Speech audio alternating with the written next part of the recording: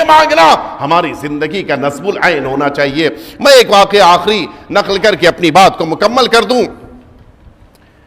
حقیقت یہ ہے کہ کبھی کبھی ہماری زندگیاں ہمارے لیے بہترین نمونہ عمل بن جاتی ہیں ان لوگوں کو دیکھ کر کہ جو ہم سے پہلے گزرے ہیں۔ حسام الواعظین، یہ حسام الدین نام تھا لیکن بڑے اچھے واعظ سمجھے جاتے تھے، اس بنا پر حسام الواعظین کہا جاتا تھا ان کو۔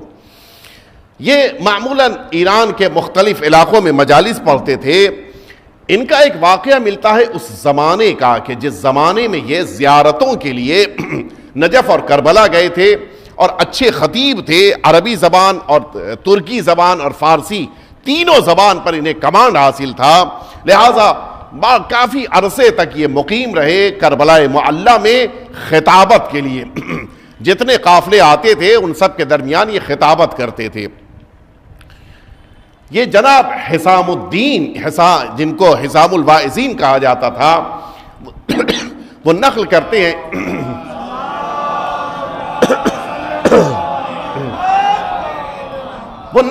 ہیں کہ جس زمانے میں میں کربلا معلی میں تھا تو میں یوں تو ظاہر ہے کہ مجلس پڑھنے کے لیے مجھے خود حرم کا ممبر مجھ کو ملا تھا، اور میں مستقل حرم کے ممبر پہ مجلسیں پڑھ رہا تھا اس زمانے میں، لیکن کوشش کرتا تھا کہ امام حسین کی زری پر اس وقت جاؤں جب زیادہ لوگ نہ ہوں۔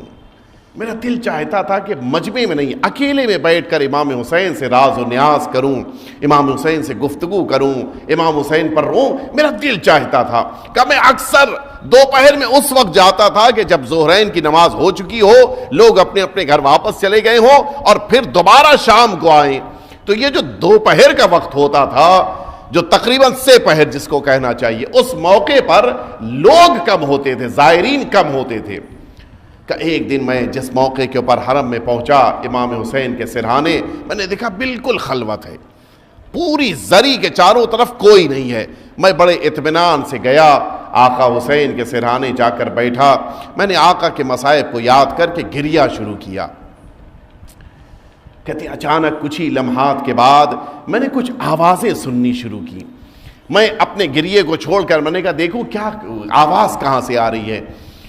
میں نے دیکھا کہ زری کے اس طرف کوئی اور شخص بیٹھا ہوا ہے جو امام حسین کی زری کو تھام کر دعا کر رہا ہے، اور اپنی زبان پہ بار بار یہی جملہ کہہ رہا ہے کہ وہ ترکی زبان میں، ایک سید ہے جو ترک سے آیا تھا، ترکی زبان میں گفتگو کر رہا ہے، اور امام سے بار بار کہہ رہا ہے کہ فرزند زہرا، میں بھی اولاد زہرا میں سے ہوں، لیکن عالم یہ ہے کہ میں وطن سے آیا تھا، یہاں پہ میرا مال لٹ گیا، مجھے اپنے وطن تک پہنچنے کے لیے 3 دینار چاہیے، مولا کیسے بھی مجھے 3 دینار آپ سے چاہیے ہیں۔ میں اپنے قافلے والوں سے نہیں مانگوں گا، اپنے دوستوں سے نہیں مانگوں گا، اپنے شناسے کسی کے سامنے ہاتھ نہیں پھیلاؤں گا، اور میں وعدہ کرتا ہوں کہ یہ 3 دینار اگر آپ نے دے دیے، میں جب اپنے وطن واپس جاؤں گا تو یہ 3 دینار آپ کی راہ میں خرچ کروں گا، میں صرف اتنی مدت کے لیے آپ سے قرضہ چاہتا ہوں۔ کہ اتنا گڑ گڑا رہا تھا، اس کا عجیب انداز سا، بار بار اصرار کر رہا تھا کہ میں بھی دعا کرنے لگا کہ امام آپ دے دیجئے اس کو، اتنا زیادہ محتاج ہے، پردیسی ہے، اور وہ کسی اور سے مانگنا نہیں چاہتا۔ کہتے ہیں کہ میں ایک بار میرا دل نہیں مانا، میں اٹھ کے آیا اس کے پاس، میں نے اس سے کہا کہ اگر تم کہو تو میں تمہیں دے دوں 3 دینار، 3 دینار بہت زیادہ بڑی رقم نہیں ہے، میں تمہیں دے دوں، اتنا کیوں تم اصرار کر؟ کہا نہیں، میں امام حسین سے مانگنے آیا ہوں، مجھے آقا کے علاوہ کسی اور سے نہیں لینا ہے۔ کہ میں پھر واپس آ کے اپنی جگہ پر بیٹھ گیا، پھر میں رونے گڑگڑانے لگا کہ مولا دے دیجئے، شاید ممکن ہے کہ وہ زیادہ محتاج ہو اور زیادہ ضرورت مند ہو، صرف آپ سے لینا چاہ رہا ہو۔ کہتا ہے کہ اچانک اس کی آواز رکی کچھ دیر کے لیے، مجھے ایسا لگا کہ کوئی اور اس کے پاس موجود ہے جن سے وہ گفتگو کر رہا ہے، اور پھر گفتگو کافی طولانی رہی۔ تھوڑی دیر کے بعد میں نے دیکھا کہ وہ آواز جو دوسری آ رہی تھی وہ بند ہو گئی، اب اس کی آواز آنے لگی، یہ چیخ رہا تھا، رو رہا تھا، تڑپ رہا تھا۔ میں پھر اٹھ کے آیا اس کے پاس، میں نے دیکھا کہ اس کا عالم بالکل بدل چکا ہے، اس کی کیفیت بری طرح سے تبدیل ہو چکی ہے۔ ابھی تک جب میں ملنے آیا تھا مانگنے والا انداز تھا، اب اس کے رونے کا انداز جیسے کوئی بہت بڑی مصیبت اس پر آن پڑی ہو۔ میں نے کہا خیریت کیا ہو گیا؟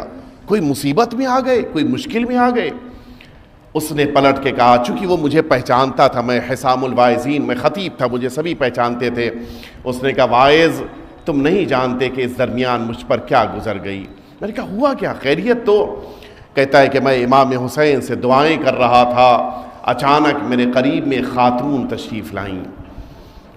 میں نے ان کو جب دیکھا تو دیکھا مکمل حجاب میں میرے قریب آ کر بیٹھیں، اور بیٹھنے کے بعد کہا کہ کیا مانگنا چاہ رہے ہو؟ میں نے کہا میں امام حسین سے صرف 3 دینار مانگنے آیا ہوں۔ کہا میں تجھے دے رہی ہوں۔ کہتا ہے کہ میں نے پلٹ کے کہا کہ مجھے آپ سے نہیں چاہیے، مجھے امام حسین سے چاہیے، میں دنیا میں کسی اور سے نہیں لینا چاہتا۔ آپ سنیں گے پلٹ کے جواب دیا کہ حسین میرا ہی بیٹا ہے، میں تمہارے پاس آئی ہوں، بتاؤ کیا مشکل کیا ہے؟ کہ میں 3 دینار سے زیادہ کچھ نہیں چاہتا۔ کہتا ہے کہ سیدہ نے اپنے دست مبارک سے مجھے 3 دینار دیے، اور اس کے بعد کہتا ہے کہ سیدہ نے بڑی محبت کے ساتھ مجھ کو رخصت کرنا چاہا۔ اچانک میں نے گھوم کر دیکھا، اور میں نے گھوم کے سیدہ کی طرف دیکھتے ہوئے ایک جملہ پوچھا کہ شہزادی، میں نے مجلسوں میں سنا ہے کہ شہادت کے موقع پہ آپ کی عمر 18 سال کی تھی۔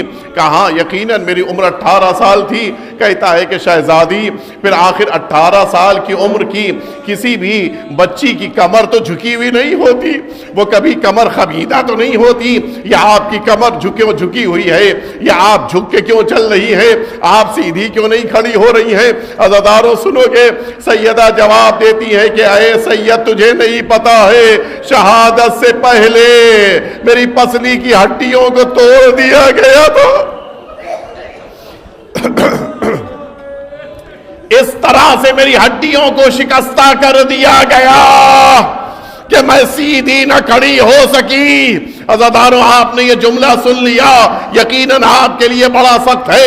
آپ سنیں، آغائے انصاریان تہران میں موجود ہیں، وہ کہتے ہیں کہ میں نے ایک مجلس پڑھی جس مجلس میں نے سیدہ کی مظلومیت کو بیان کیا۔ جب مجلس مکمل ہو گئی، سارا مجمع گریہ کر کے تو خاموش ہو گیا، لیکن ایک جوان تھا جو مسلسل روئے جا رہا تھا۔ کہا میں مجلس ختم کر کے آفس میں آ کر بیٹھ گیا، اس جوان کو میرے پاس لایا گیا، وہ مجھے دیکھ کے مجھ سے لپٹ گیا، میں نے بھی گریہ کرنا شروع کر دیا۔ کچھ دیر کے بعد میں نے پوچھا کہ اے جوان، ارے اتنا کیوں رو رہے ہو؟ سنو گے جواب کیا اس نے جواب دیا؟ آغا انصاریان کہتے ہیں کہ وہ جواب دیتا ہے، حاجی آغا، اے مولانا صاحب، میں ایک ڈاکٹر ہوں، اور میں ہڈیوں کا ڈاکٹر ہوں۔ میں جانتا ہوں کہ جس کی پسلی ٹوٹ جاتی ہے اس کے لیے کھڑا ہونا تو دور کی بات ہے، سانس لینا بھی مشکل ہو جاتا ہے۔ ارے زہرا 75 دن تک اس مدینے میں کیسے سانس لے رہی تھی؟ اجرکم علی اللہ۔ سیدہ 75 دنوں تک یا 95 90 دنوں تک سیدہ نے کیسے برداشت کیا ہوگا، لیکن ہاں اتنا ضرور جملہ ملتا ہے، سیدہ پہلو بھی ٹوٹا ہوا ہے، بچہ بھی شہید ہو چکا ہے، بدن لہو لہان ہے، زخموں سے چور ہیں، لیکن علی کو بھی نہ بتایا۔ اگر علی کو بتا دوں گی تو علی کا کیا حال ہوگا؟ لیکن ہاں ایک جملہ اور مصائب کا سنتے جائیے عزاداروں۔ امیر المؤمنین سیدہ کو دفن کر کے جب اپنے گھر میں واپس پلٹے، اچانک کسی نے دھکل بھاب کیا، اے علی، ارے آپ گھر میں موجود ہیں، وہاں زہرا کی قبر ڈھونڈی جا رہی ہے تاکہ قبر کو کھولا جائے اور قبر سے سیدہ کی میت کو نکالا جائے۔ عزاداروں سنو گے، علی کے خیز کا عالم یہ تھا، تلوار نکال کے مدینے کی گلیوں میں باہر آ گئے، کس کی مجال جو میری زہرا کی قبر کھولے۔ علی کا وہ روب و دبدبا تھا، کسی میں ہمت نہ ہوئی، کوئی اپنے گھر سے نہ نکلا، لیکن ایک جملہ کہنے کو دل چاہتا ہے، اے آقا، ارے یہ مدینہ ہے۔ کسی میں ہمت نہ ہوئی، لیکن ہائے کربلا، ماں کی نگاہوں کے سامنے 6 ماہ کے اصغر کی قبر کو کھولا گیا۔ میت کو نکالا گیا، دوبارہ سر قلم ہوا، نیزے کی بلندی پہ اٹھا۔ ارے ماں کا کیا حال ہوا ہوگا، شاید نجف کا رخ کیا ہوگا، اے آقا میرے اصغر کی